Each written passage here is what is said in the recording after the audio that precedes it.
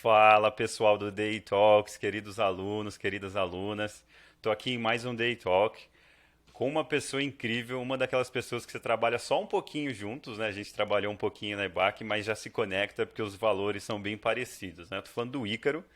Eu não vou ficar apresentando ele, porque eu quero que ele se apresente, conte mais detalhes, né, de suas experiências profissionais. É um cara incrível, né, muito humano, muito detalhista e sacou toda a pegada do DI, toda a pegada do design instrucional e da parte audiovisual, né, para a educação de uma forma que eu fico muito impressionado. Então eu chamei ele para falar, né, nada melhor do que ele para contar a história dele, como ele chegou, né, até esse cargo atual agora que ele vai contar mais para vocês. Ícaro, muito obrigado por aceitar o convite, cara. Fica à vontade para se apresentar. Geralmente as apresentações são o que o pessoal mais gosta, assim, porque tem os detalhes, o que você fez, como é que você chegou, as dúvidas, né? Tipo, eu queria fazer isso, acabei fazendo isso. Então, não tenha medo de se alongar nas apresentações e contar detalhes de cada empresa até o momento atual, e aí a gente vai fazendo perguntas subsequentes. Legal. Pô, Alan, obrigado. Eu que agradeço aí pelo convite. E aí, pessoal, tudo bom? Pra todo mundo que tá vendo, tá assistindo, tá escutando aí. Que prazer, assim, você mencionou a gente ter convivido um pouco ali na EBAC, né? E a gente, em off, também já falou várias vezes sobre isso, né? O quanto o mínimo de experiência que a gente teve ali gerou essa conexão, que é uma conexão verdadeira mesmo. Você citou esse termo humanizado e é uma coisa que eu acredito muito assim nas relações de trabalho. Enfim, acho que eu acredito muito nisso por onde eu passei também, né? Porque você falou um pouco dessa trajetória de se apresentar, eu tenho muito essa ligação com o audiovisual, por conta da minha carreira, obviamente, ser toda voltada para audiovisual, mas em diferentes setores, assim, de diferentes segmentos. Então isso eu acho que ajuda muito a chegar no ponto da educação, né? Porque quando a gente fala de audiovisual para educação, você também precisa criar essa conexão para gerar a didática que você precisa para transmitir um conteúdo. Então, aí falando especificamente da minha carreira, começando a me apresentar um pouco, eu sou aquele velho estudante de rádio e TV que queria fazer cinema e não tinha dinheiro para pagar a faculdade de cinema, então fez rádio e TV, que era uma coisa que eu gostava também, claro, mas sempre fui apaixonado muito por cinema, então desde a época da faculdade de rádio e TV eu estudava muito sobre cinema, sobre linguagem, sobre técnicas, e eu comecei, eu acho que eu sou um privilegiado, assim, posso falar, me sinto assim privilegiado porque eu comecei a minha carreira na TV Cultura, que foi uma escola maravilhosa, assim. Eu fiquei 4 anos lá, 2 anos como estagiário mesmo de produção, né? Como eu fazia rádio e TV, era um estágio, você poderia entrar como estagiário ou de rádio ou da TV Cultura, né, na Fundação Padre Anchieta. Eu entrei na TV, no Núcleo de Música Erudita, que foi uma baita escola, assim, porque a gente saía para fazer concertos, teatro, enfim, operetas e tudo mais, e Que espetáculos de legal. dança, era super legal, assim. Eu tinha, como estagiário de produção, você poderia rodar, assim, né? Então você participava desde a pré-produção, de entender como funcionava o pré disso, né? As montagens e tudo mais, de cenários, de conceitos, até a hora da gravação, de fato, e até a hora da edição depois, porque é um trabalho gigantesco, né? Então foi muito bacana, foi meu primeiro estágio lá. E aí eles têm um sistema lá na cultura de rodízio. Bom, tinham pelo menos, né? Não sei como é que tá hoje. Mas tinha um sistema de rodízio de estagiários, porque você fica um tempo, né, um período num programa, num núcleo específico, e eu estava no núcleo de música. E aí depois você pode rodar, né? Os estagiários podem rodar para conhecer diferentes áreas. E aí foi nesse momento que eu fui para o Zoom, que era um programa de cinema, então imagina, né? Fiquei maravilhado, porque era uma vontade imensa trabalhar lá. Era um programa que abordava muito festivais de cinema, curtas-metragens, tinha um quesinho ali de jornalismo também, então foi quando eu comecei a entender um pouco mais de jornalismo também. E aí eu fiquei bastante tempo lá, fiquei quase um ano nesse processo de estágio de produção. E aí logo em sequência eu fui pro Vitrine, que era um dos carros-chefes da cultura na época. Era o querido Rodrigo Rodrigues, que faleceu faz pouco tempo aí de Covid, o apresentador, a Sabrina Parlatore também. E aí nessa época Eu fui estagiário também nesse processo de produção também, na gravação de fato e pós. E, putz, foi incrível, cara. Terminado o processo de estágio, foi quando eu fui contratado como produtor mesmo de um seriado. A gente brincava que era a Malhação da TV Cultura, porque era meio lúdico, assim, era a vida de um garoto na escola e tudo mais, mas era meio lúdico com uma trupe circense chamada Almanac Educação, que era já focado em educação, né? Então já estava meio que engatinhando nesses passos aí da educação nessa época. Eu fui como produtor eu fazia a transição, né, das gravações e tudo mais para a edição e ajudava nesse processo. E para mim foi relevante demais, porque tinha muitas parcerias que a gente tinha que fazer na época da TV Cultura, né? Para a gente conseguir imagens e tudo mais. A TV Cultura é uma TV pública, então não tinham tantos recursos assim. E aí eu fiz uma temporada como produtor, e aí a segunda temporada o Almanac Educação virou Escola 2.0, que era a mesma série, era a mesma premissa, só mudou o nome. E aí eu virei coordenador de pós-produção, que é toda a parte depois da gravação, né? Tudo que envolvia a edição, a computação gráfica, o tratamento de cor, a sonorização, a trilha, a pauta que vai entrar de VTs, né, que entram numa edição, eu coordenava esse processo. Então, cara, enfim, sou até hoje maravilhado assim pela cultura, não só como espectador, mas por ter trabalhado lá. Era um ambiente muito amigável, muito fraterno, assim, das pessoas se ajudarem. E acho que a gente até conversou algumas vezes, Sim. né? Eu, no pessoal, gostar também desse pensamento. E acho que por ter começado também na cultura, eu trouxe muito esse lado humanizado pro profissional. Porque eu acho que ajuda demais, assim, sabe? Demais. Ajuda no produto final que você vai ter, né? Ajuda a construir alguma coisa que faça sentido, assim, num produto final, que você sente que os processos foram bem feitos, assim, sabe? Então eu acho que toda a relação humanizada ajuda para isso. Bom, eu falei acho que 20 minutos sobre a cultura, né? Acho que o nosso tempo vai estourar só de eu falar Jamais, cara, das jamais. Já tenho experiências. 15 perguntas que eu sei que o pessoal te faria, então já tô com elas anotadas aqui. Manda bala, fica à vontade que tá incrível. Claro, claro. Puta, essa experiência da cultura, assim, ela foi muito relevante. Foi a primeira, claro, né? Acho que todo mundo talvez tenha a sua lembrança de primeira experiência, assim, na área. E a minha foi realmente muito especial. E aí eu fui pro mundo, digamos assim, né? Saí do berço da cultura quando eu fui pra Fremantle Media, que é um modelo de reality shows, muito forte, né? No mundo inteiro de reality shows. Eu fui fazer o Ídolos, que bom, acho que os mais novos não devem lembrar porque já acabou faz um tempo, né? Mas é a versão do American Idol aqui do Brasil. Uhum. Eu fui como logger, como se fosse um assistente ali na edição, que está presente nas gravações, acompanha o que está sendo gravado, e depois leva isso para edição para conseguir separar os melhores materiais para os editores poderem editar, né? Então foi minha primeira experiência assim fora da cultura, e óbvio que foi uma coisa completamente diferente. A Fremantle Media nessa época ela produzia, né, o Ídolos, mas ficava alocado dentro da Record, né? Porque passava na Record o Ídolos. Então, para mim, óbvio, foi um choque ali, né? Porque a cultura ela tem um perfil de trabalho completamente voltado ali para os conceitos educacionais, culturais e tudo mais. E a Record ela é um perfil mais comercial, de fato, tinha inserção de merchan, coisas do gênero, e é um outro olhar do audiovisual, né? Então, para mim, foi uma experiência absolutamente assim relevante para eu conseguir entender que o universo do audiovisual ele é gigante, né? Não adianta você ficar cercado ali de um mundo que você está, de certa forma, familiarizado, né? Porque era uma coisa que eu sempre tinha gostado. Porque é importante você conhecer esses outros formatos, né, de trabalho. Sim. Então, eu fiz 2 temporadas do Ídolos, e aí logo em sequência, aí também pela Record, eu emendei o Aprendiz, né? Outro reality show que era produção também, eu fiz produção também de rua, só que aí era de rua, então era correria pura, assim, era a gente, pra quem lembra do Aprendiz também, acho que não existe mais, não sei se, acho que não tá sendo mais formatado, mas na época era o João Dória, o apresentador, e a Eu gente lembro. fazia, Então teve acho que 3 temporadas do João Dória. E eu fiz acho que a primeira que ele estava apresentando, o Justus tinha saído.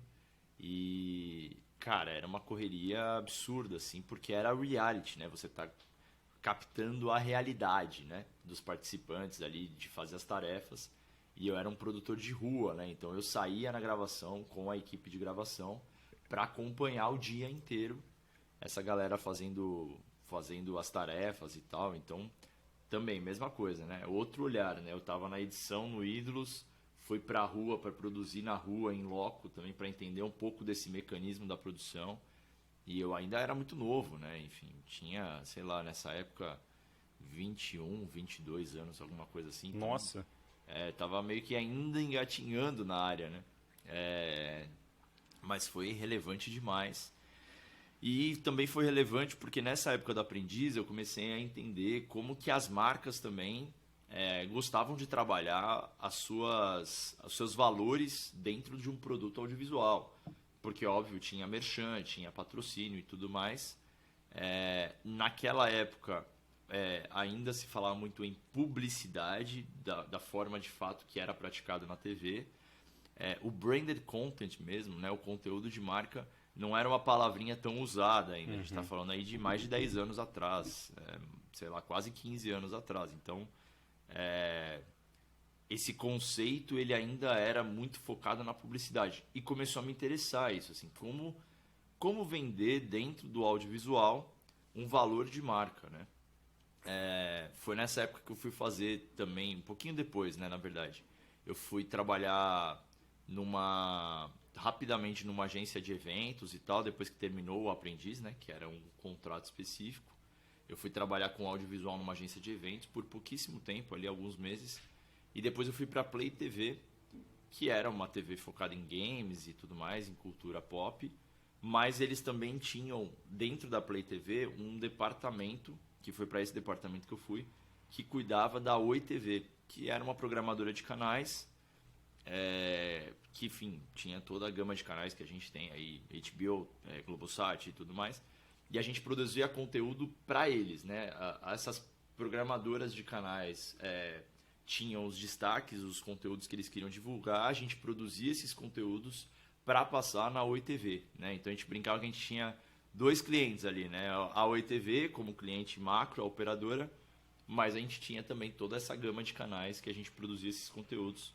E para mim foi super legal, porque foi uma época que a gente lidou muito com entretenimento, né? Eu sou fascinado por entretenimento, então a gente lidava muito com uma variedade de temas, de conteúdos, por conta desses canais. Ali eu fiquei Demais. 4 anos e meio. Foi bem, bem interessante, assim. A gente vivenciou vários projetos muito variados, assim. Eu fiquei 4 anos e meio lá.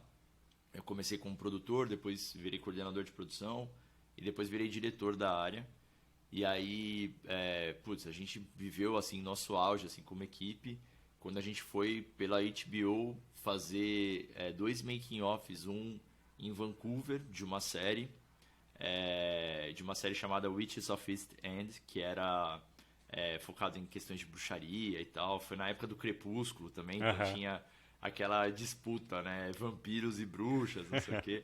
Era bem interessante, era uma série de fantasia. A gente foi lá em Vancouver fazer esse making off com os atores da série e tudo mais, com a direção. E depois a gente foi para a cidade do México fazer o making off de Dance Moms, que era um reality show também do Lifetime, do grupo da HBO.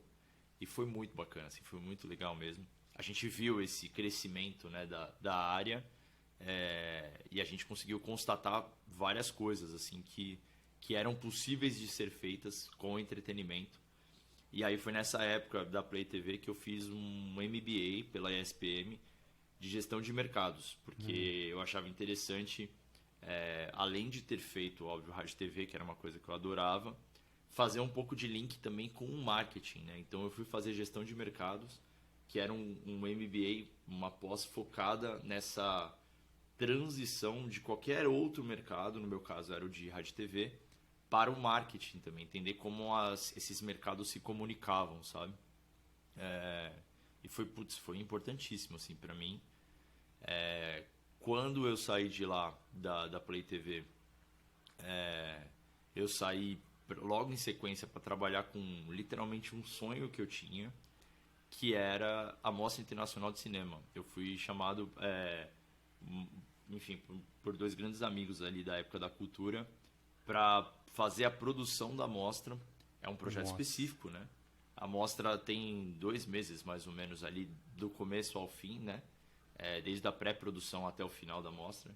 Então foram 2 meses, mas assim, foram 2 meses cansativos, claro, porque era todo dia gravando, né? O conteúdo, todo dia tinha gente vindo de fora, atores, cineastas, enfim.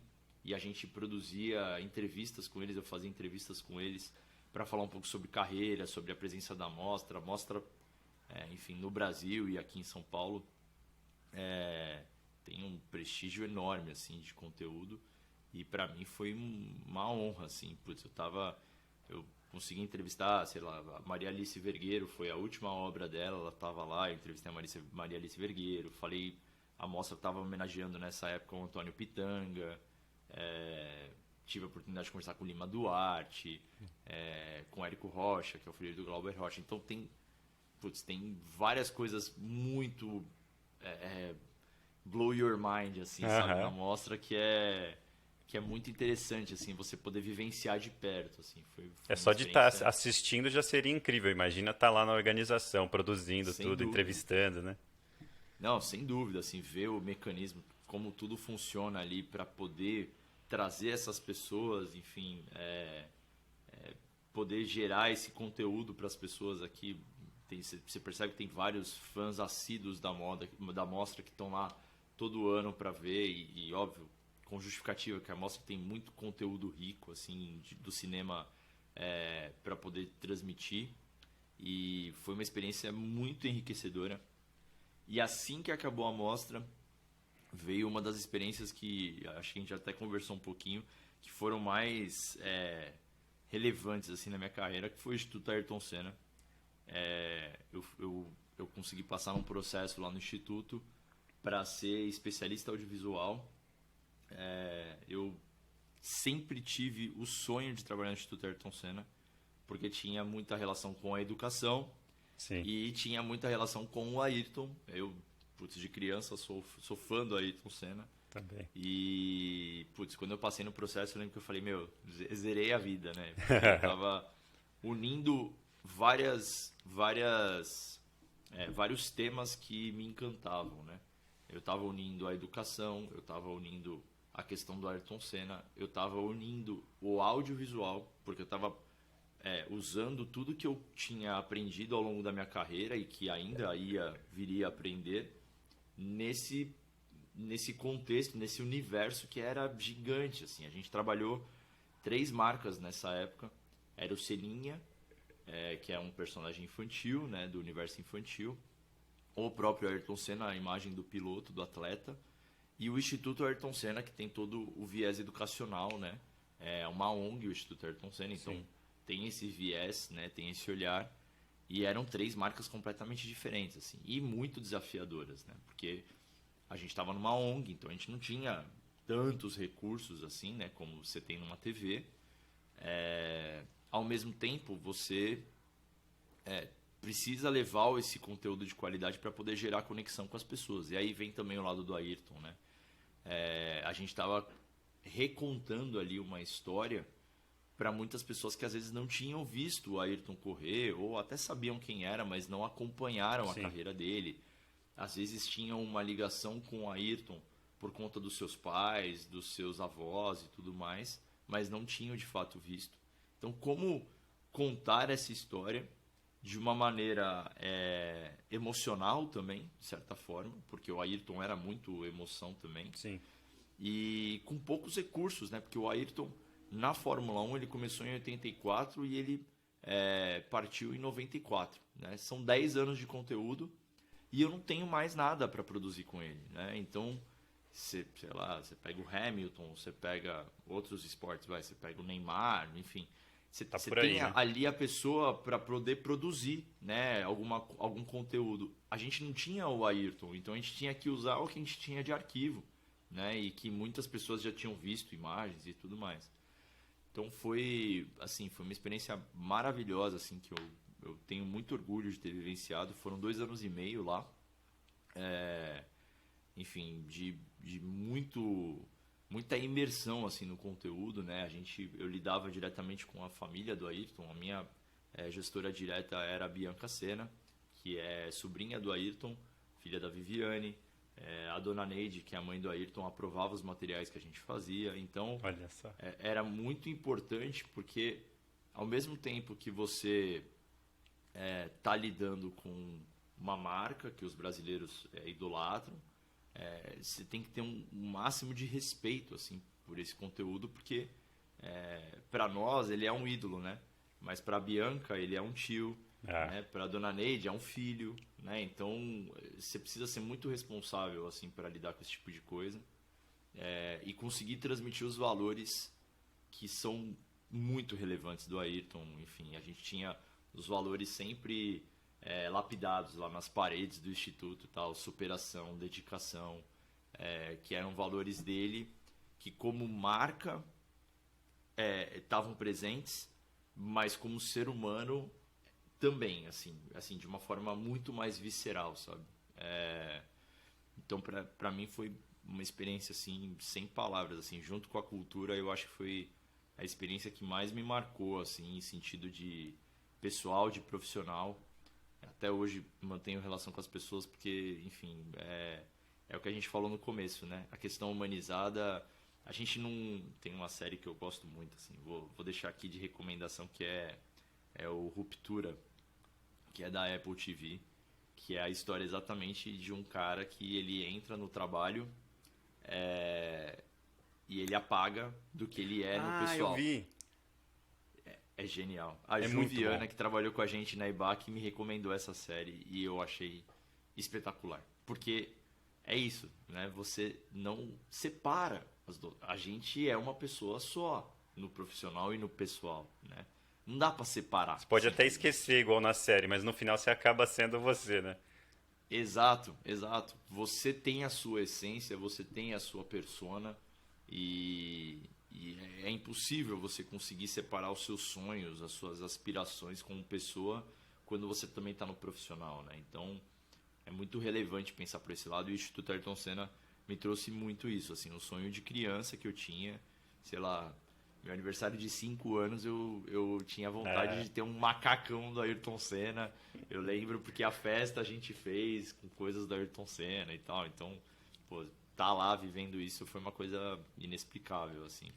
Você falou um negócio rapidinho, Ícaro, da questão humanizada, que eu acho muito interessante, que você fez muito disso na EBAC também, que é quando você salienta ali a pessoa do profissional, né? Que é uma coisa que é bem difícil de fazer quando você é um líder e você estimula a pessoa a falar do pessoal, né? Uma coisa que eu vi nos seus relacionamentos lá com o time da produção, você entendia quem era aquela pessoa, não era só o João que arrumava o set, que organizava o set. Ele era o João que curtia, sei lá, rock, que curtia uma banda específica, que queria ir para Vancouver conhecer o museu da banda que ele gosta, né? Então, esse tipo de atitude é uma coisa que eu tentava fazer, mas não tinha um nome exato. Eu vi você fazendo e falei, cara, eu quero ser mais assim. Porque a pessoa acaba vestindo a camisa, às vezes não pela empresa, porque a instituição pode ser falha, né? O negócio pode estar mal, mas quando o time ali está todo mundo na parceria, que foi uma coisa que eu tive em algumas empresas que eu trabalhei também, você supera os problemas juntos, né? E se não der para superar, pelo menos fica aquela amizade, aquele valor e aquele crescimento juntos, né? Total, total. É isso, porque quando eu falo de não separar o pessoal do profissional, aquela pessoa que está executando aquela função específica, ela pode estar com um problema grave na vida dela e tudo mais, que óbvio vai afetá-la no dia a dia, né? E você não pode ignorar isso, porque no final do dia, independente da sua função, todo mundo quer chegar no final do dia e fazer um bom trabalho e estar feliz com essa entrega. E na minha visão, a liderança, ela tá ali para poder potencializar isso, sabe? Extrair o que a pessoa pode entregar de melhor para a empresa e, obviamente, para a realização dela também, né? Porque se ela está realizada, se ela está feliz com o que ela está fazendo, se ela está conseguindo performar bem, naturalmente ela vai entregar um bom trabalho, né? Então, acho que é isso, assim, tem a compreensão humanizada, né, do pessoal e tudo mais. E óbvio, a gente como gestor também tem que pensar na empresa e pensar que essa gestão humanizada pode proporcionar boas coisas para a empresa também, né? Sim. Quando você está investindo no profissional, você não está investindo só no profissional. Você está investindo na potencialização da sua empresa, né? Da sua marca, enfim. Sem Então dúvida. eu É, acreditava muito nisso. se você Exato, desenvolve esse desenvolver. profissional, você tem um profissional melhor a cada vez mais, né? E o cara que quer vestir a camisa pra você, né? Sem dúvida. Exato. E gosta de estar ali, e gosta do que está fazendo, e gosta da empresa, e defende a empresa. Então, isso é muito relevante, assim, sabe? De novo, sentia muito isso em exemplos como o Instituto e como a cultura, porque às vezes você não vai ter o melhor panorama, os recursos completos que você vai ter, e tá tudo bem, porque isso é o mundo, assim. Várias empresas passam por isso, né? Às vezes Sim. você não vai ter a melhor condição que você precisa, talvez, para executar o trabalho, mas é importante você tentar fazer o melhor com o que você tem na mão, né? Então isso é muito relevante, assim. E aí, saindo do instituto, eu fui viver uma experiência muito interessante, assim, também, do ponto de vista de temas que eu gostaria de trabalhar, que foi a Playground, que era um player novo aqui no Brasil. Aliás, já tinha, né, algum tempo, na época do Facebook, eles começaram a surgir com bastante força, assim, no formato de vídeo, que tinham as 3 linhas de letterings brancos passando com alguma informação sobre algum tema. Grande parte dos temas estavam relacionados a questões relacionadas às bandeiras da ONU, então diversidade, questões raciais, questões sociais, questões científicas. E, putz, para mim foi apaixonante, assim, trabalhar com esse tipo de tema. Eu fui contratado para ser gerente de produção. Eles estavam começando a operação no Brasil. Eles já tinham operação fora do Brasil, que era na Espanha, de onde de fato vinha a Playground. Mas eles também tinham operação na Argentina, na Colômbia, no México. E a gente estava começando então aqui no Brasil, com a sede sendo em Miami, porque era do grupo Olé, né, que é um grupo gigantesco, assim, de comunicação. E aí a gente estava começando a atuação aqui no Brasil. Era uma produção completamente focada em redes, né, no digital. Então, para mim também foi uma novidade, porque eu vim de um mercado de TV, de outro olhar, né, de outra mídia, e eu sou uma pessoa que também preciso me atualizar e, obviamente, Sim. mexer com o digital é importante na nossa área, né? Porque, obviamente, eu sempre falo isso, né? Se eu fosse o mesmo produtor que eu era há 20 anos na cultura, com certeza eu não estaria vivo hoje para o mercado, né? Porque o É, mercado mudou muito, né? E é natural que tenha mudado, é preciso que mude, porque sim. você passa a consumir conteúdo, mídias em diferentes frentes, né? Então eu fui para Playground, foi muito legal também, foi muito bacana. Foi um ano de experiência que a gente desenvolveu a equipe ali do começo para produzir esses conteúdos para as redes sociais. Criamos um canal do YouTube também, que não existia na época. E eu saí de lá porque a agência que me atendia na época do Instituto Ayrton Senna, a Cantacom, eu criei uma relação de amizade mesmo com eles, por conta do que a gente viveu juntos no Instituto. A agência da Cantacom me chamou para ser head de audiovisual lá, para a gente estabelecer como se fosse uma produtora in-house dentro da agência. Nessa época, no final de 2019, eu ainda vivi uma outra experiência muito enriquecedora, aquilo que eu falei, né, de ainda manter a relação, né, nos projetos Sim. que você passa. A Heineken fez um projeto com a Ayrton Senna, com a marca Ayrton Senna, e uma agência chamada Red Door me chamou como consultor por indicação do Instituto para a gente Olha. produzir esse evento para a Heineken. Então eu fui trabalhar para a Heineken, era um evento específico ali chamado Senna Tribute, foi no final de 2019. Eu também estava com a Cantacom nessa época, ainda trabalhava na Playground, mas eu fui como freela para esse evento. E aí logo em sequência a Canta me chamou para ser head de audiovisual. Enfim, foi também uma experiência inexplicável, assim, porque eu já tinha relação de amizade com eles por conta do que a gente tinha construído na época do instituto. Então, trabalhar com amigos fica até mais fácil, né? Fica até mais leve, enfim. Então, E o é pessoal fala desafiador, claro. que fazer networking é um negócio difícil, que é meio complicado. Basta você ser você e tentar fazer seu melhor, né, cara? É isso, é isso, Você falou é de uns isso. exemplos aí de interconexão entre trabalhos e pessoas e tal. Eu não tento fazer networking, assim. Eu não fico puxando sardinha. O máximo que eu faço é adicionar no LinkedIn e já era e tentar ajudar quando eu posso. E ainda assim as coisas voltam, sabe? É muito legal. Esses dias É, mesmo, uma pessoa do um passado bem distante, uns 6 anos atrás, falou: Cara, lembrei de você para gravar um curso X, vamos fazer? Tipo, nem fiz processo seletivo nem nada, só fui que pela legal. experiência pessoal, né, que eu tive com aquela pessoa e o profissional que eu tentei dar o meu melhor, né? Então acho que você também tem muito disso e é muito legal. Fica a dica pro pessoal, né? Networking não é puxar saco, não é ficar mandando mensagem toda hora. Networking é dar seu melhor e entender que tem uma pessoa ali do outro lado que tem seus problemas, né, suas preferências e quando você se conecta, você não precisa ficar lembrando, né? Exato, e de forma natural, isso acontece de forma natural, né?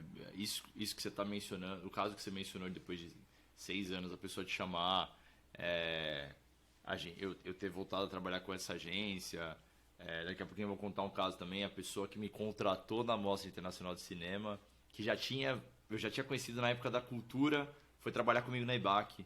Então, assim, Olha a só. gente vive um mercado que é muito rotativo, assim, é muito fácil de você encontrar as pessoas. E eu tenho certeza que se eu te perguntar, por exemplo, o que você fez para gerar essa conexão depois de 6 anos e ser chamado, ou o que eu fiz, a gente não vai saber explicar, porque é uma coisa Não. natural, não teve uma estratégia, tipo, eu vou ser assim, porque lá na frente. É, Não exato. existe isso, né? Não tem como ser isso.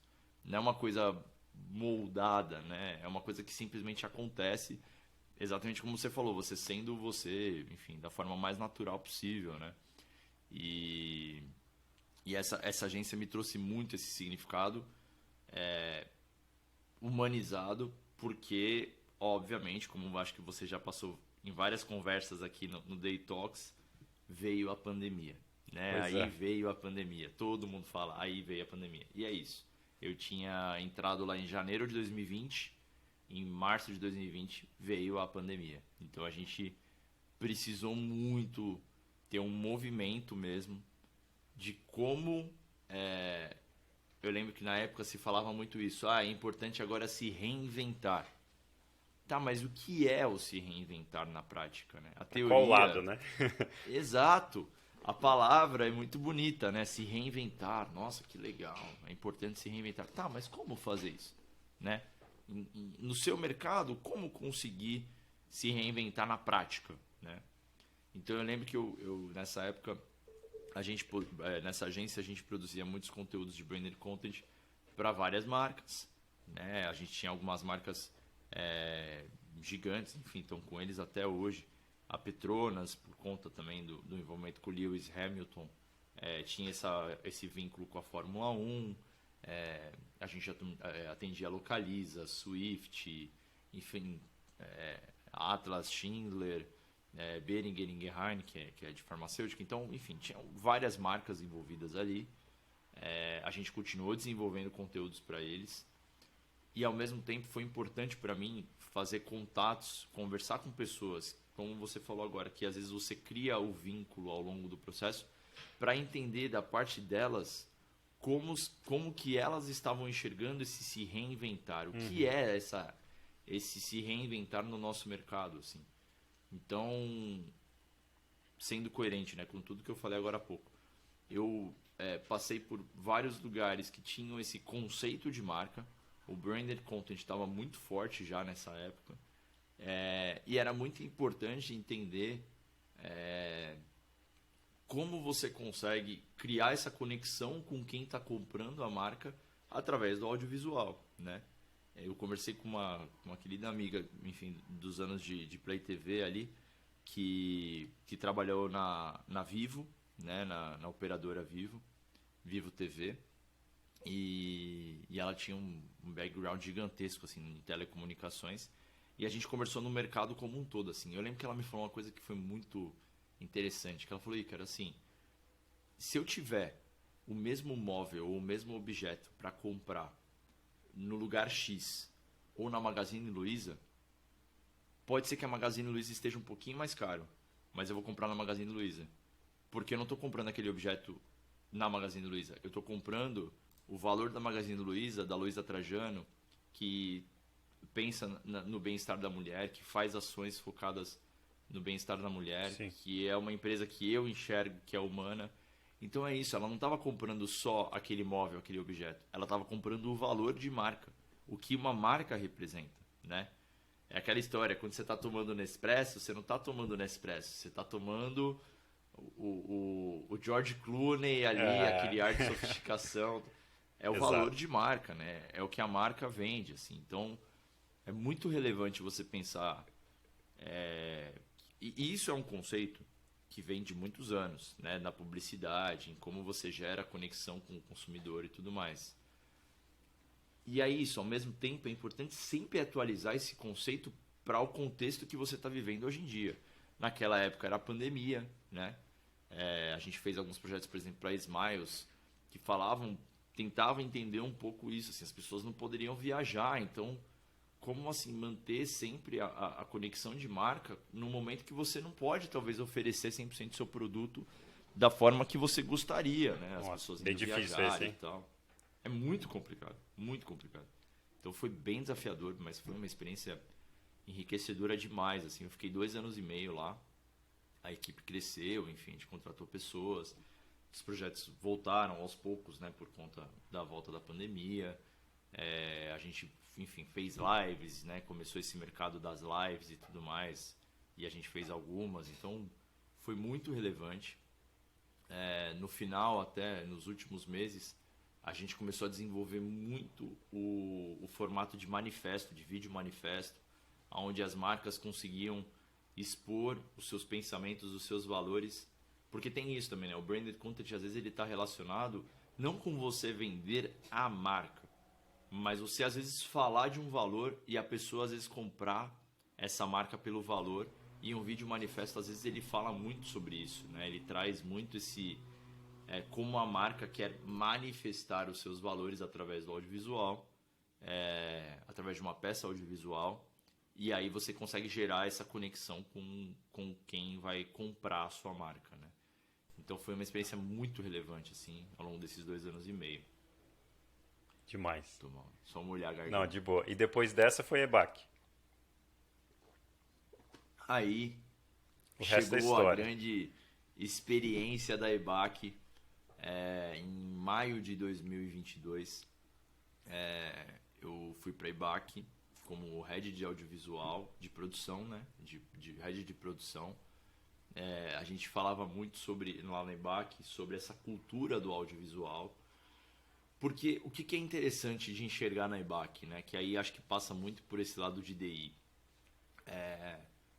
Para você gerar essa conexão que a gente estava falando agora há pouco, no caso educacional, no caso que a gente proporciona através da educação online, é muito importante você, na didática, você conseguir proporcionar um universo para o estudante, para quem está vendo, para o aluno, para quem está vendo aquele conteúdo, né? É diferente quando você tem, por exemplo, a aula presencial, que você tem vários recursos ali que você pode usar para prender a atenção daquele aluno, né? No online, a gente, né, na produção de audiovisual, era importantíssimo a gente ter as preocupações devidas em criar um universo que o aluno está ali assistindo e consegue se conectar àquilo, né? Consegue se prender, consegue ter atenção naquilo, né? Então Tem eu que ser entrei, subjetivo, né? Tem que ter algum valor Exato, subjetivo para a pessoa, né? Uma das porque minhas se você... perguntas. Não, desculpa, vai lá. Manda ver, manda ver. Não, uma Não, das minhas não, perguntas era manda ver. exatamente sobre isso, cara. Assim, quando a gente fala com designers instrucionais, pessoas da educação que estão tentando criar conteúdo que engaja, conteúdo que realmente é subjetivo para o público-alvo, a gente sempre chega na mesma pergunta que é basicamente essa. E é uma coisa assim que no audiovisual eu nunca vi alguém fazer esse mapeamento e essa compreensão tão bem quanto você. Eu lembro o dia que você entrou na Ebax, a gente fez uma reunião, as perguntas que você fez eram perguntas assim de um onboarding reverso. Então, geralmente no onboarding você chama a pessoa que está entrando e fala, ó, é assim o modelo de negócio, é assim, o objetivo da empresa é esse, o tipo de produto é esse. E antes de eu começar a pensar nisso, você já tinha umas perguntas muito pontuais, cara, que eram perguntas que, como vocês estão vendo aí, o pessoal que está assistindo, são 40 minutos só para o cara demonstrar minimamente quem ele é e qual que é a experiência profissional dele. Então você imagina, tem muito aprendizado aí. Então assim, no primeiro dia que eu fiz uma reunião com você e eu pensei, eu preparei um monte de coisa para te falar, e as suas perguntas já eram bem melhores do que o onboarding que eu tinha preparado, cara, eu falei, esse maluco é diferente. Então, Imagina, então pô, obrigado. é exatamente isso que eu queria que você tentasse demonstrar para o pessoal, assim, qual que é o mapeamento? Porque, beleza, faço meu design instrucional, entrevisto o especialista, entrevisto o público-alvo ali, no caso da EBAC, pessoal mais premium, que quer realmente mudar de carreira, que quer ter um apoio ali para criar um portfólio e tudo mais, todo aquele aspecto, né? Já teve uma profissão ou não, ou já tem uma educação básica mais elevada, a gente já mapeou essa persona toda. Mas ainda assim as pessoas têm muita dificuldade, os designers instrucionais no geral, e professores e professoras, de se questionar e de como produzir essa experiência, né? Quais são as perguntas que eu devo fazer? Quais são as métricas, ou que seja, a forma de criar esse universo que você mencionou, né? Mas na parte educacional, mas ainda assim expressando e representando os conceitos educacionais importantes, né? Eu não quero só entreter, mas eu preciso entreter um Sim, pouco. Eu não quero só ensinar porque fica muito tedioso, né? Eu noto que você consegue fazer isso meio que naturalmente, com poucas perguntas, graças a toda essa experiência que você acabou de expressar, né? Mas se você pudesse dar uma pincelada para o pessoal novato, assim, no que fazer, como seria um processo de planejamento, quais são as perguntas que precisamos fazer para ter um audiovisual bem feito, e eu iria além, eu acho que no seu caso não é nem só audiovisual, é qualquer produto digital que tenha exato. algum telespectador ali, eu acho que as suas dicas são muito válidas. Assim, como que você apresentaria isso para o pessoal, Ícaro?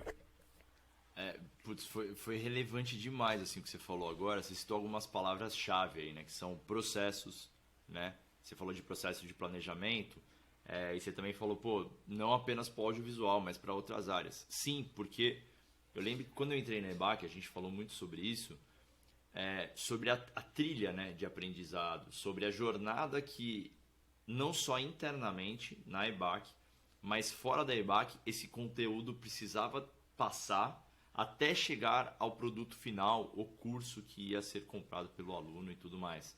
Então, é muito importante a gente falar de processos, de gestão de processos, para entender, primeiro, que a sua área ela não é responsável por tudo, por todas as etapas de um processo. Falando especificamente do audiovisual, eu lembro dessa conversa que a gente teve e eu lembro dessas perguntas que você mencionou que eu fiz, porque eu lembro que até chegar no audiovisual você tinha todo um pré que estava acontecendo ali que era relevante demais para chegar meio que mastigado ali no audiovisual para, óbvio, fazer isso acontecer. E era importante o audiovisual também estar presente ali no Sim. começo. O que é esse ali no começo? É entender o seu público-alvo, é entender com quem você está falando, é entender como que você vai transmitir essa mensagem, o que essa pessoa quer escutar também, né? Porque não adianta, por exemplo, eu achar que o assunto é interessante porque ele é interessante, mas simplesmente não sentir que ele vai ter reverberação do outro lado também, né? É muito importante, por exemplo, quando a gente vê os cursos da EBAC e tudo mais, eu lembro que até antes de eu entrar eu escutava muito sobre isso, os comentários, o que as pessoas estavam achando literalmente, putz, estava agregando, não estava agregando, as pessoas estavam evoluindo, não estavam evoluindo, elas conseguiam mudar de carreira, putz, não era suficiente aquele curso para mudar de carreira. Então, mais até do que um feedback, mas essa impressão, o quanto isso estava impactando na vida das pessoas, é muito relevante para poder começar a produzir um curso, né? E eu lembro que a gente conversava muito sobre isso, porque, de novo, né, dentro do debate, dentro dessa esteira de produção, desde o começo ali, desde o ir até atrás de um professor. Eu identifiquei que as pessoas querem escutar sobre esse assunto. Beleza, então vamos atrás de um professor que fale sobre esse assunto. Mas quem é esse professor? O que ele faz? Como ele faz? Como que é a didática dele? Como ele se comunica com esse público? Ele entende a necessidade desse público? E aí ele vai produzir um curso junto com DI, com toda a lógica ali, com toda essa engrenagem. Ele vai conseguir produzir um conteúdo que vai atender a essa demanda, a essa necessidade de não só de mercado, mas dos alunos que consomem isso. Sim. Legal? Então aí fechamos com o professor. Beleza, então vamos conversar com esse professor então para produzir um curso robusto que consiga levar esse conteúdo para as pessoas. Porque é isso, assim, quando eu falo, por exemplo, no Instituto Ayrton Senna de respeito com o que você está produzindo, se você for parar para pensar, tudo o que você produz, não só audiovisual, envolve essa questão do respeito. Quem está comprando precisa saber que você pensou nessa pessoa, que você pensou em mexer com a vida dela positivamente para levar uma mensagem, alguma coisa que mexa com ela de uma forma que a inspire, que a leve para outro lugar, né? Que ela está almejando ao comprar aquele produto. Quando a gente fala de educação, está muito relacionado a isso também, né? Você está produzindo alguma coisa pensando que alguém ali no final vai consumir. Então, enfim, rodei um pouco aqui, né? Mas para responder tua pergunta, tipo, que perguntas que são importantes fazer, acho que passa muito por esse lugar de quem está consumindo, qual é o perfil dessa pessoa, o que ela quer escutar. Sabendo disso, né? Como que você vai fazer para produzir isso que ela quer escutar, mas de uma forma que você também esteja contente com o que você está produzindo. Isso é muito relevante também. Se você está contente com o que você está produzindo, a chance de você conseguir atingir esse objetivo de conseguir se comunicar com essa pessoa também é grande.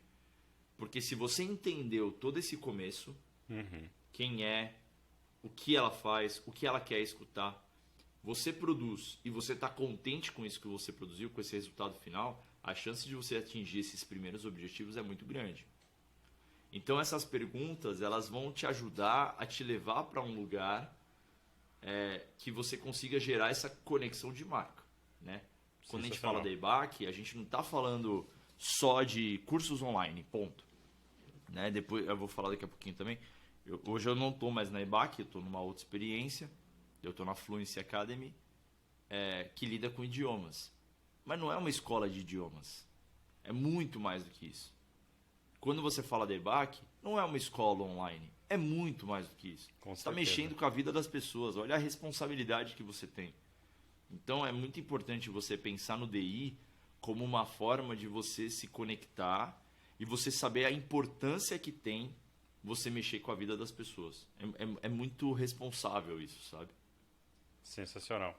E não adianta fazer tudo isso que você colocou muito bem e deu até aquela base no início, muito bem feita também, se você não entende os recursos disponíveis, né? Às vezes eu vejo muito Exato. DI assim sensacional, bem intencionado, que está nesses valores que você trouxe aí de querer agregar para a vida das pessoas, trazer um valor legal, só que a pessoa dá uma viajada assim, tipo, não tem um recurso que você está querendo usar, aí vai brigar com o diretor para contratar uma ferramenta de US$ 15.000 por ano.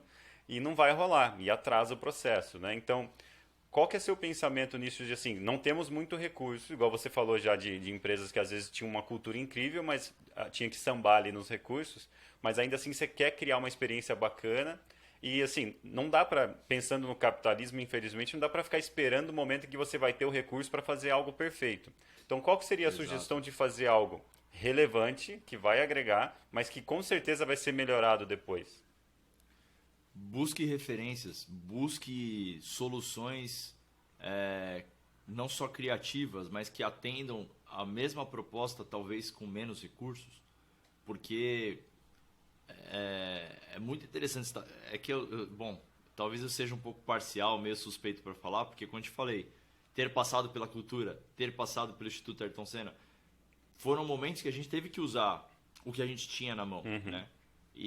E não por isso a gente não ia gerar essa conexão. E óbvio, o que muito se faz é você ir atrás de referências, é você pesquisar e tá tudo certo com isso, né? Não é um problema. As pessoas às vezes vinculam você ser original com você não buscar referências, não copiar, né? A gente não tá Reinventar a falando de roda, cópia né? aqui. Exato. A gente não está falando de cópia aqui, não é cópia. Mas a criatividade, às vezes, ela é startada, ela tem um insight ali, né? A fagulha ali, né? Para começar o incêndio, né? Às vezes ela é começada com alguma referência que acaba abrindo tua cabeça, assim, abrindo tua mente, falando, putz, dá para fazer isso. Não dá para eu usar isso daqui, mas dá para fazer isso daqui, né? E às vezes você vai gerar essa conexão. O problema do idealismo, Alan, é que as pessoas às vezes se prendem muito ao idealismo e se travam, né? E não conseguem desenvolver. Tem que ser do Isso meu é jeito. pra tudo. Exato. Isso é pra tudo, cara. Isso é pra tudo, assim. Quantas vezes eu já conversei com a minha esposa aqui. Minha esposa é psicóloga também, então acho que ela com certeza entende um pouco dessa verve, né? Da mente humana, né? E como o idealismo às vezes não é visando o progresso, sabe? Visando a evolução. Porque às vezes você fica tão macetado ali naquele idealismo de como as coisas devem ser, de como as coisas devem acontecer, e cara, você não consegue o bom e velho, né? Aquele clichê do pensar fora da caixa, né? O que É que só é uma pensar manutenção fora da da minha caixa? realidade, né? Preciso manter do jeito que é. O resto, Exato. dane-se. Puta, perfeito. É isso. É isso. E aí o problema de você manter tudo como está é que você não evolui, você não acaba não criando novas ferramentas, novas soluções e, consequentemente, você não evolui o seu produto, né? O que você É. vai oferecer para o outro também. Porque também tem isso, além dos produtores precisarem evoluir, o mercado de consumo, como a gente consome as coisas, também evoluiu, né? Então, é preciso acompanhar isso também para você conseguir gerar comunicação, gerar diálogo, né?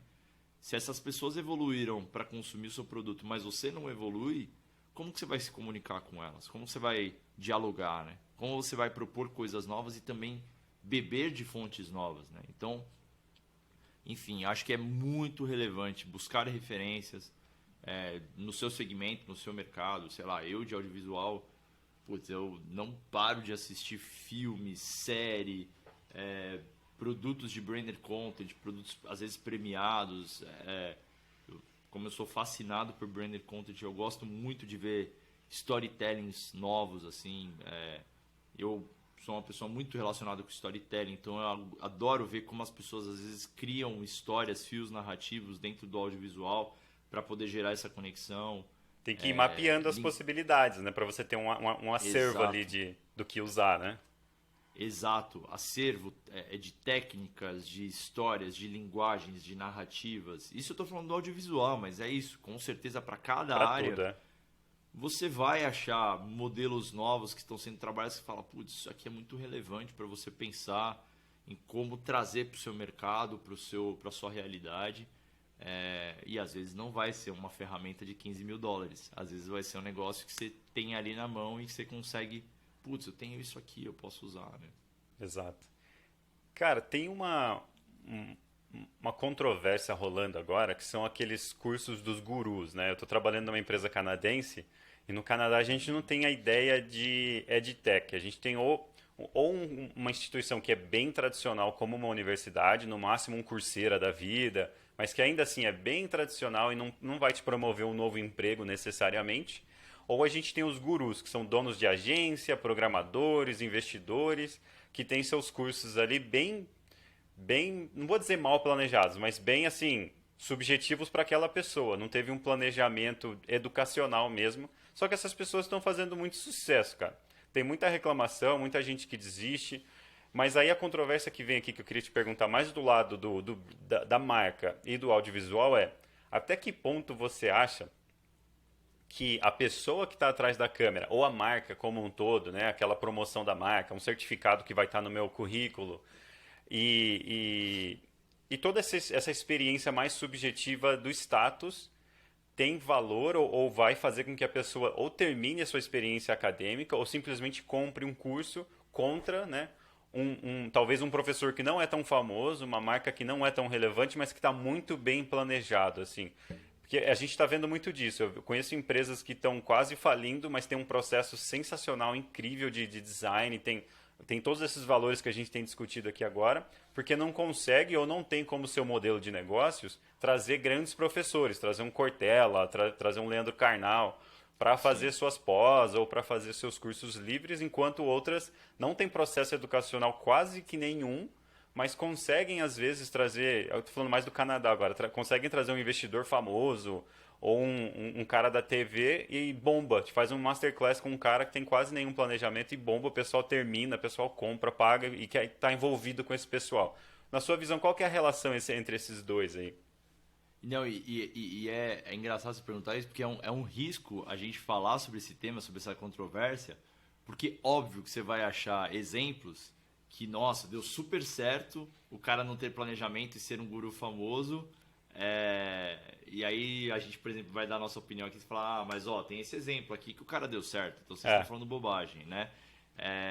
Então, assim, óbvio que qualquer circunstância, ela é muito relativa Ó, com de certeza. acordo com os cases que a gente for pegar como referência, como exemplo, né?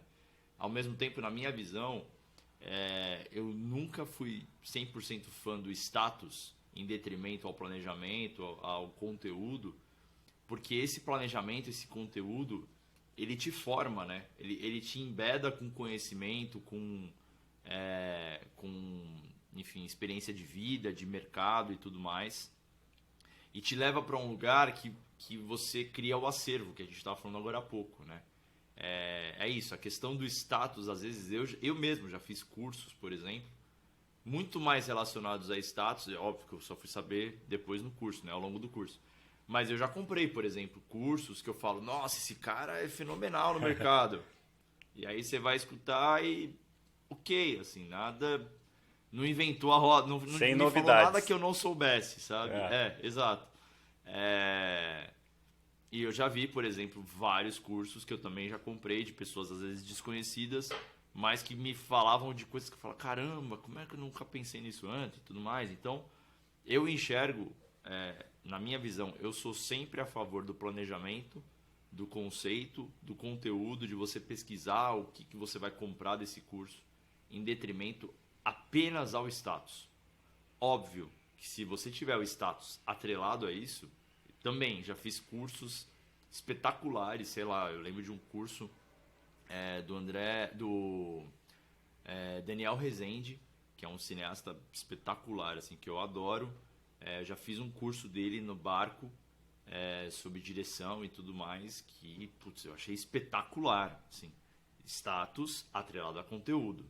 Isso é o melhor dos mundos, mas é fato, não vai ser sempre que vai acontecer. Então, é muito importante você ir atrás do conteúdo de aula, do planejamento de aula, para saber o que essa pessoa vai te oferecer também. Se tem a ver com o que você também quer como carreira, porque você vai ter vários cursos, às vezes, que é para você, às vezes, começar numa área. Às vezes não é para você que já está há muito tempo na área e não vai agregar tanto esse curso para você. Então, saber do planejamento de aula, do plano de aula, do conteúdo antes, na minha visão, é muito relevante para você saber se é isso que você quer, né? Converse com pessoas que já vivenciaram. Muitas vezes que eu vou comprar um curso, eu converso com pessoas antes. Pô, você acha que esse curso você já fez, você conhece, é relevante, não é? O que ele trata, né? É muito importante isso, porque é isso, o investimento hoje em dia, não só no Brasil, mas no mundo, que, enfim, a gente vive uma crise globalizada, o investimento ele é relevante demais, ele é importante Sim, saber tem que ter como um que você vai retorno, né? investir. Exato, o seu tempo, o seu dinheiro, a sua atenção. Hoje, o tempo é dinheiro também, né? Então, pô, a gente vive num mundo sempre corrido e tudo mais, então saber que você vai investir do seu tempo, do seu dinheiro, é importante. Então pesquise antes, para saber se vale a pena de fato, sabe? E aí, é isso, trazendo para esse lado da tua pergunta, é um risco você apostar todas as suas fichas, às vezes, só em gurus, só em cursos por conta do status. Digo, Glamour, é um né? risco porque pode ser que você vai encontrar um curso que você fala, nossa, mudou minha vida, mas a chance de você também encontrar um curso que você vai se decepcionar, se frustrar é muito grande. Bacana, bacana. Eu perguntei porque recentemente eu ouvi em um dos Day Talks que eu gravei que às vezes a fama de um professor ou o glamour de uma marca pode ser o fator decisivo para a pessoa realmente terminar o curso, né? A gente estava falando de Exato, porcentagem exato. de graduação e tudo mais. Então, adoro o que você falou. De forma combinada pode ser sensacional, porque a pessoa vai querer fazer parte daquela comunidade, vai almejar ser igual àquela pessoa, né? Então, uma combinação ali, um bom planejamento, uma boa pesquisa com alguém que realmente é relevante na área, eu acho que realmente faz toda a diferença, né? Sim, porque quem sou eu, por exemplo, para questionar a carreira de um guru ou o que ele tem a oferecer, sabe? É, Ao mesmo tempo, às vezes ele não vai ter a didática. Quantas pessoas você não conhecer que são fenomenais assim no mercado, mas cara, às vezes na hora de transmitir esse conhecimento não tem a didática ali, né? E tá tudo certo, acontece mesmo, né? Então é isso, assim, é um risco. É importante saber que existe o risco. Se der certo, se você conseguir às vezes concluir porque você teve o conteúdo que você queria, ótimo, que bom. É o melhor dos mundos. E Mas tem é um um risco. detalhe também, Ícaro, que não é muito caro criar um guru, né? Se a gente pegar a história Exato. correta, anúncio no Facebook, abre o Canva lá no navegador mesmo, cria uns negócios legais lá, cria 3 páginas falsas de Instagram comentando e fazendo as coisas, você tem um guru com 10 mil Perfeito. seguidores. Perfeito. Não, e a pandemia contribuiu também muito para É, isso, né? Você pega quantos cursos não são vendidos no Instagram, é. de várias vertentes, de vários segmentos, de vários especialistas. Ó, vou te ensinar a fazer tal coisa. É, O que não é um se todo problema, mundo... viu? Eu sou um cara que faz curso de Hotmart, de Instagram e Exato. tal, só que tem que pesquisar bem. É isso é nesse ponto que eu ia chegar. Você tem um mar gigante aí de tubarões. Então, assim, as pessoas, obviamente, vão usar de vários recursos para poder se gerar essa conexão. Então, vá atrás, pesquise. Qual que é o histórico dessa pessoa? O que de fato ela fez de conteúdo? Porque é o que você falou, para criar um especialista em 5 minutos ali, é rápido, né? Exato. E às vezes vai te pegar, às vezes você tá tão na ânsia de querer fazer que às vezes vai te pegar, né? Porque você quer fazer, você vai comprar às vezes a didática da pessoa. De novo, existem especialistas para tudo. Agora, como isso vai ser transmitido através de um curso é outra história. Sem dúvida. Ícaro, e aí você chegou na parte das edtechs, né? Você teve as duas experiências, uma com a EBAC e outra agora atual com a Fluency Academy. Quais foram as principais diferenças? E foi intencional essa divisão de águas, eu queria falar mais no meio aqui, porque eu queria entender, até para conseguir distinguir essas duas experiências, qual que é a grande diferença, na sua opinião, para o audiovisual, especificamente para a educação em edtech, e o audiovisual que você fez no passado, que teve um pouco de educação também, mas era uma educação mais tradicional, mais de acesso em massa, né? Eu Sim, acredito. O que você puder falar para o pessoal dessas experiências aí, acho que vai ser bem legal. claro. Porque eu fui para a Fluency Academy tem pouco tempo, né? Tô há quase um mês lá. Como eu falei agora há pouco, né? Eles têm essa premissa da escola de idiomas, ao mesmo tempo que é isso, assim, tem toda uma questão de destravar a sua vida, né? De movimentar a sua vida de uma forma que o idioma não seja uma barreira para você, né? Então, isso é muito interessante porque aí, vindo para essa experiência, para a experiência da IBAC, né, com as edtechs, é muito interessante perceber como as edtechs trabalham técnicas e tecnologias e ideias e soluções para poder literalmente adentrar na vida das pessoas e conseguir gerar uma evolução de fato, né? Porque, sei lá, quando eu penso no passado, em outras experiências que eu tive e tudo mais, e óbvio também com a relação do presencial, que é diferente, com certeza é diferente, você tem uma forma de se conectar diferente, porque quando você está falando das edtechs, e sei lá, falo muito da EBAC e da Fluency, porque não só por eu ter trabalhado, mas porque tem essa similaridade do online também e tudo mais, hoje a gente vive num mundo, principalmente depois da pandemia, que as pessoas consomem muito em casa, né? As pessoas reservam parte do seu tempo ali, do seu dia, para poder sentar e consumir aquele conteúdo de uma forma que vai enriquecer.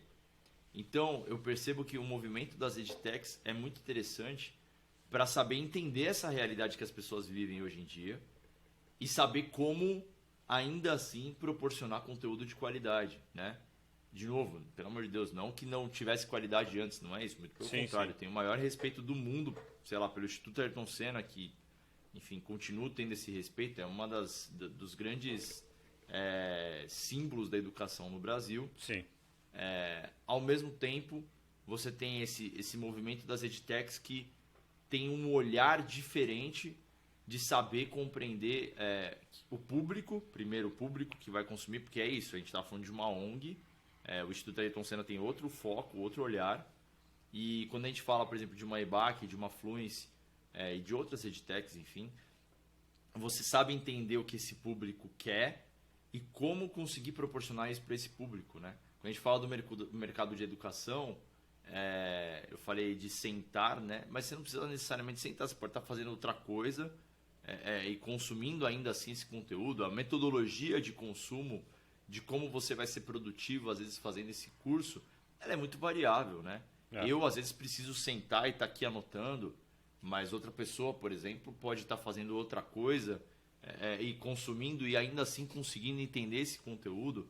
É muito variável, é muito grande assim, a gama de atuação e de forma de consumir esse conteúdo. Então, eu penso que a vantagem, de certa forma, da EdTech, de ter esse mercado, de ter esse olhar e essa diferenciação para o que era do passado, é você conseguir se conectar à realidade que a pessoa vive hoje, né? Você sabe, a gente já conversou várias vezes, eu estou em vias de ter meu primeiro filho, eu e minha esposa. A nossa realidade, óbvio, vai mudar. Vai ter a correria, né, do bebê e tudo mais. Mas saber que eu posso ter, por exemplo, alguma empresa, alguma marca, que possa me proporcionar ali um tempo no meu dia para eu consumir algum conteúdo é muito importante. Sim. Né? Porque faz você não parar, né? Você continua evoluindo, você continua buscando conhecimento e de uma forma até mais acessível, não financeiramente, mas no método mesmo, né? A metodologia ela é proporcionada através de uma forma, de uma mídia mais acessível na forma prática do teu dia a dia, na rotina que você tem no dia. E o que você falou da subjetividade, eu acho muito legal, porque as próprias edtechs mais voltadas à tecnologia, criação de player, plataformas e tudo mais, elas já estão fazendo essas perguntas para os seus usuários e usuárias e você consegue até adicionar, por exemplo, estou aprendendo inglês. Você quer que o player dê 5 segundos para você repetir o momento da fala? Né? Ou não, não precisa do momento, você vai dar o pause você mesmo. Então, está chegando nesse nível de granularidade e de subjetividade, né? Da tecnologia se adaptar à sua rotina. Não consigo parar para interromper a fala.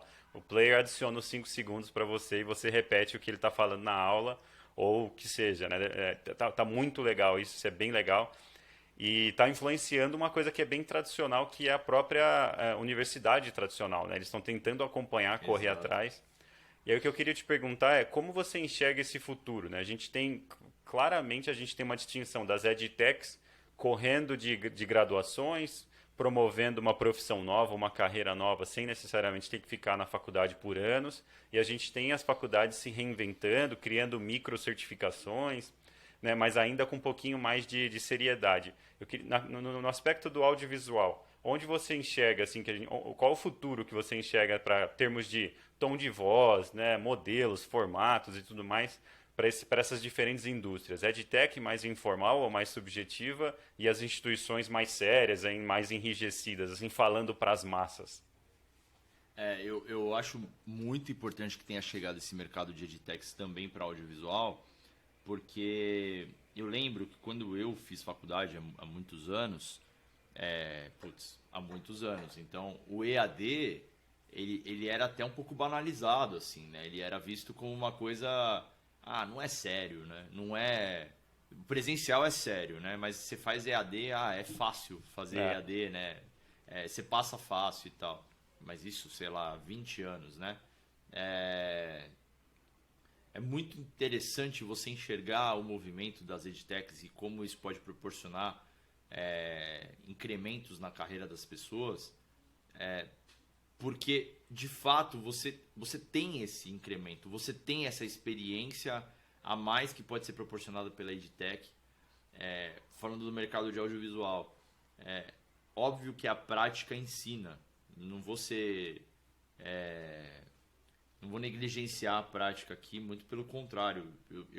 Eu sou uma pessoa que, mesmo fazendo a faculdade, eu estava na faculdade, eu começar a estagiar na cultura me abriu a cabeça, assim, porque a prática, você tá ali vivenciando, ainda mais questões de técnicas, de equipamentos e tudo mais, é muito importante você ter, de fato, a prática. Ao mesmo tempo, você ter a EdTech, que pode te trazer técnicas de forma mais rápida, mais efetiva para o que você quer, para o seu foco, para o seu olhar. Putz, eu já sei, eu quero isso aqui para minha carreira. E você ter, por exemplo, a possibilidade de evoluir na sua carreira, tendo uma possibilidade de fazer um curso numa duração muito menor, às vezes, que os 4, 5 anos, às vezes, que uma faculdade vai te proporcionar, ele é muito relevante. Quantas pessoas, por exemplo, eu conheço que são excelentes profissionais, mas que não têm faculdade necessariamente, porque investiu, às vezes, nesses cursos, não só em edtechs, mas às vezes, eu, por exemplo, na área de audiovisual, eu gosto muito do Senac, porque eles têm cursos rápidos ali de prática de mercado que ajudam bastante. Então, quantas pessoas eu não conheço que às vezes são efetivas, e entenda, tá? Eu não estou falando isso contra a faculdade. Digo isso porque eu mesmo sou formado e também. Valorizo muito a formação. Valorizo muito a formação que eu fiz na faculdade. Então, eu acho que são propostas diferentes, com focos diferentes, com olhares diferentes. E é importante você, dentro da sua carreira, do que você quer para a sua carreira, analisar, estudar o que você pretende para esse momento que você vive agora, sabe?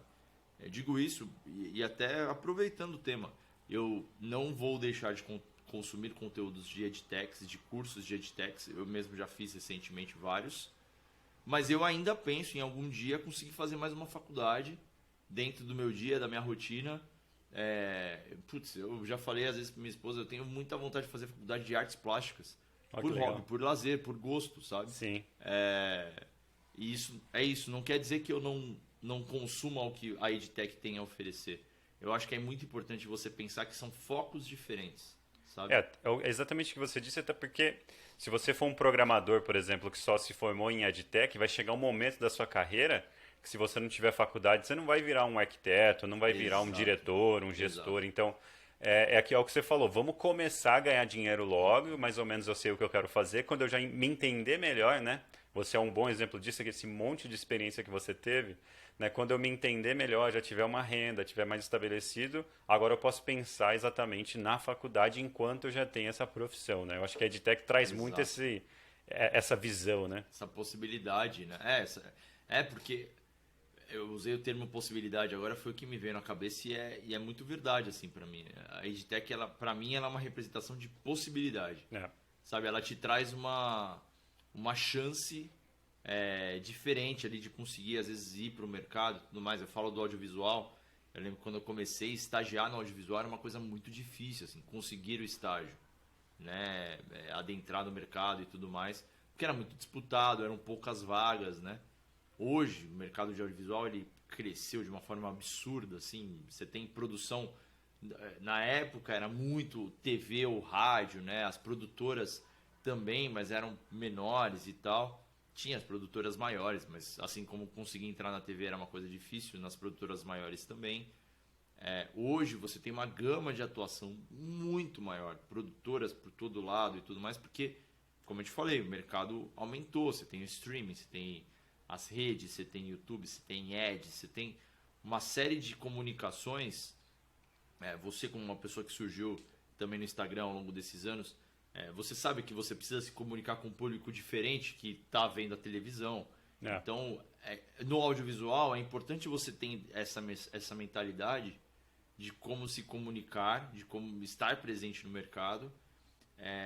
E é muito importante ter a EdTech caminhando do teu lado para conseguir adentrar nesses mercados, assim, entender essas linguagens. Eu mesmo estou fazendo um movimento de atualização mesmo, porque como eu comecei com televisão e tudo mais, Hoje eu estou na Fluency, que tem uma atuação, na minha visão, sensacional, assim, de redes e tudo mais, de conexão, Sim. que é uma coisa que eu não vivi, né? Não só como produtor, mas como consumo mesmo. Eu não sou um cara tão ligado a redes sociais como uma outra geração, muito mais nova e tudo mais do que eu. E é importantíssimo assim, saber que é positivo, que é boa essa comunicação, né? Sim. Que você tá ali, às vezes, no Instagram, a gente estava falando agora há pouco, às vezes você vai ver um monte de gente que surgiu ali em 5 minutos. Mas você vai ver um Alan, por exemplo, que enfim, não é porque eu tô falando com você, mas já falei isso várias vezes. É uma pessoa que eu respeito e tudo mais, que você vai ter o conteúdo dessa pessoa ali te impactando de uma forma que te leve para outro lugar, que te leve para uma evolução, assim. Então, é importante saber que as edtechs estão ali para te ajudar a chegar nesse universo também. Sem dúvida. E ter a faculdade também como um outro foco, né? Com um outro olhar. Sem dúvida. Ícaro, você que está tendo essa experiência incrível agora nas EdTechs, depois de ter tido uma experiência ainda mais incrível, né, no audiovisual mais tradicional, eu diria, qual que é a sua dica para o pessoal do audiovisual que quer entrar, né, nessa indústria que está crescendo aí da EdTech, né? Está crescendo até em outros países, América Latina, Ásia, né, Canadá. Eu mesmo estou trabalhando numa empresa canadense. Para o pessoal do audiovisual que quer entrar mais para o educacional, para a EdTech, e para o pessoal de DI que sofre com a parte audiovisual. Porque assim, muitos designers instrucionais acabam tendo que editar vídeo, acabam tendo que roteirizar as coisas, né?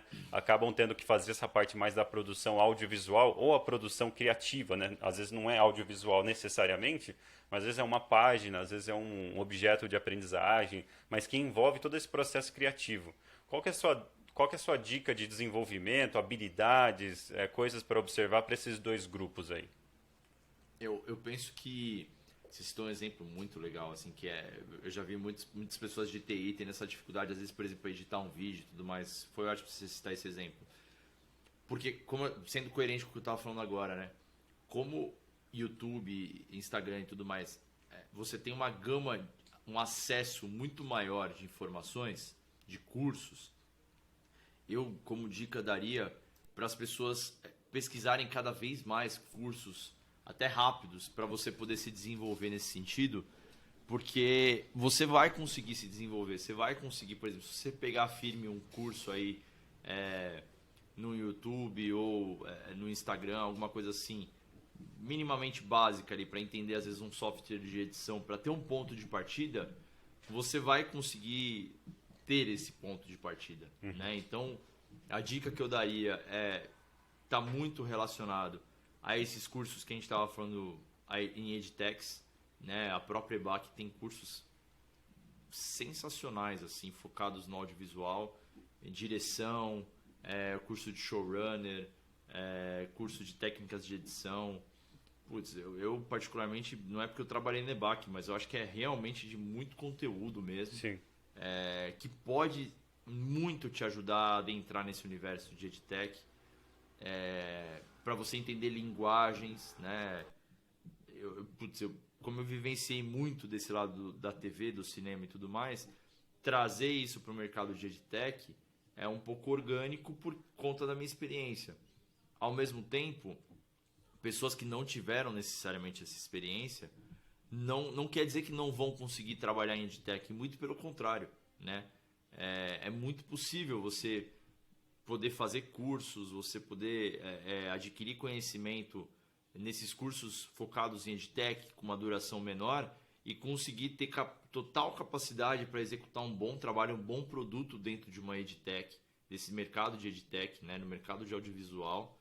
E por que não também em outros sets, enfim, de publicidade, de branded content, porque essas técnicas, o que eu falei agora há pouco, assim, a prática ela te ajuda muito. A teoria ela é muito importante, né? Você está aqui, você está vivenciando um conteúdo, escutando alguém falar sobre alguma técnica, alguma coisa de edição, de fotografia, de produção, de planejamento, de produção executiva, e você depois executar na prática, né? Ter a possibilidade de colocar na prática, vai gerando esse acervo, né? Vai gerando esse portfólio. Então, dica para mim é ir atrás de cursos, se possível até de EdTechs, EBAC, Barco, enfim, Senac, que também tem coisas online, enfim, que eu acho que é muito bacana. Ir atrás de cursos nesse sentido e também conversar, né? Eu sempre falo isso, assim, as pessoas que você passa no dia a dia são seus contatos, Sim. né? Naturais. Eu sou seu contato, você é meu contato. A gente está falando com uma série de pessoas aqui, então, óbvio, quem quiser me acessar, LinkedIn, Instagram, chamar, conversar, bater papo, tudo isso é enriquecimento para te levar aonde você quer estar, sabe? Às vezes Com uma um olhada olhar no aonde LinkedIn, né? for. Fala, ô Ícaro, dá uma olhada no meu LinkedIn. O cara é do audiovisual, quer entrar no É isso, Medtech. Às vezes uma dica que você dá para dar um ajuste ali e tudo mais já pode fazer é isso. diferença, né? É isso. E não tenha receio, assim, de chamar, de falar. Não só a mim, mas outras pessoas que você enxerga. É assim que você vai conseguir atingir seu objetivo. E pensando do lado do LinkedIn, mesmo para você ser encontrada ou ser encontrado pelo recrutador, lembre-se sempre de usar a palavra-chave, né? Se você está no audiovisual com bastante Exato. experiência e agora está querendo entrar no EdTech, está querendo entrar no educacional, veja as palavras-chave que o Ícaro, que a Débora que trabalhou com o Ícaro estão usando, né? Que o próprio LinkedIn vai te promover aí para os recrutadores para você ser encontrada ou encontrado, né? Isso é muito importante também. Exato. Muito bem, meu E é caro. importante você falar isso porque Baque e Fluence vieram via LinkedIn. Olha lá, e o Os meu também dois. sempre foi LinkedIn. Então Então, palavra-chave EdTech, é, né, metodologia ativa. Se você é do audiovisual, conseguir provar que você trabalha com educação igual o Ícaro, sem dificuldade alguma, provou que lidou com educação no audiovisual, porque ele teve experiências diretas com isso. Mas como é que você consegue provar sem tê-las, né? Como é que você consegue fazer um curso ali, sei lá, rapidamente de metodologia ativa, que tem até no governo do Brasil, no gov.br tem curso gratuito, e colocar isso na sua narrativa do seu LinkedIn, que você entende de metodologia ativa, entende de gravar curso online, tentar gravar um curso online como voluntariado, que seja, colocar isso no seu currículo como exato. experiência, né? Criar um portfólio bacana. Sem dúvida você pode encontrar que as possibilidades são muitas no audiovisual e no design instrucional também. Exato, exato. Muito bem, meu caro Ícaro, chegamos à nossa reta final. Eu só tenho a agradecer, mas antes da gente fechar mesmo, eu queria deixar o Flora aí para você, dar um recado, dica, se quiser fazer pergunta para o pessoal engajar nos comentários, fica à vontade para fazer aquele encerramento bacana. Lembrando que esse podcast está como conteúdo opcional dentro da plataforma do curso de design instrucional Debac, está no YouTube, está no Spotify, né? Então muita gente vai ter acesso. A gente está começando a fazer cortes dos podcasts para o Instagram do Design Instrucional Talks. Então a gente vai usar isso muito para o pessoal que quer ter valor de diferentes formas, né? LinkedIn do Ícaro vai estar na descrição desse vídeo aqui. Então fica à vontade, Ícaro, para encerrar, dar sua dica. Se quiser até fazer pergunta para o pessoal, fica à vontade. Pô, Alan, sem palavras assim para agradecer, eu fiquei muito contente mesmo de você ter me chamado, porque é muito legal, não só obviamente falar contigo, que é um amigo querido, mas falar sobre esse tema, assim, falar sobre todo esse universo, né? Um universo gigante mesmo. E acho que é legal também deixar uma pergunta pessoal aí. A gente falou muito sobre valor de marca e tudo mais, então eu queria deixar essa pergunta, assim, se o pessoal puder comentar também, o que eles. Cases, assim, situações, exemplos que eles lembrem dessa conexão de marca que eles têm com alguma marca, através desse conteúdo também audiovisual ou algum anúncio específico que tenha impactado, porque é legal ter exemplos, assim, ter cases que demonstram um pouco isso. Então, quem quiser, obviamente, comentar, deixar um exemplo. Pô, eu lembro de uma situação que eu passei e fui impactado dessa forma e, nossa, me conectei porque isso aqui me chamou a atenção, isso me tocou, isso me emocionou. É muito legal saber desses exemplos. Acho que é a melhor forma da gente conseguir mensurar um pouco desse qualitativo do branded content, assim, sabe? E de coração, obrigado mesmo aí por ter chamado. Falei pra caramba. Tomara que você Não, edite foi tudo depois, sensacional. Não vou corte tudo. meditar, não. Deixa aí. E eu vou estimular o pessoal a passar por tudo, porque é uma coisa que vai se construindo, né? Não tem como entender a sua dica se a pessoa não entende a sua experiência, né? Então, Exato. foi muito relevante, foi muito bom, muito obrigado.